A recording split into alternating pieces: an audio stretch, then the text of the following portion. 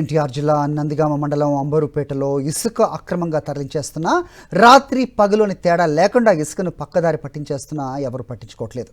అక్రమ ఇసుక రవాణాను గ్రామస్తులు అడ్డుకున్నారు. ట్రాక్టర్లను ఆపిన ఆడవారిపై దురుసుగా ప్రవర్తించారు. వాళ్ళు నిర్మానుష్యమైన ప్రదేశంలో డంప్ చేసి రాత్రికి రాత్రే హైదరాబాద్కు తరలిస్తున్నారని ఆరోపిస్తున్నారు.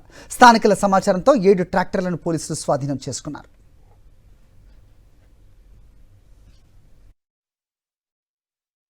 ఇంట్లో వాళ్ళకి కొంచెం కోపం వచ్చి కుర్చీ తీసుకొచ్చి ఇక్కడ పెట్టారండి. ఒక కుర్చీ పెట్టి మేము టిఫిన్ చేస్తున్నాం. చేస్తుంటే ఆ ట్రాక్టర్ అబ్బాయి ఎవరో జానుబాబు ఏమనంట వచ్చి, ఏంటి ట్రాక్టర్ నీకేంటి నొప్పి, ఇక్కడ ఎవరికి లేని నొప్పి నీకేంటి, కుర్చీ ఇక్కడ పెట్టావేంటి, ఏంటో రా కొంచెం తేల్చుకుందాం అని కేకలేసిండండి.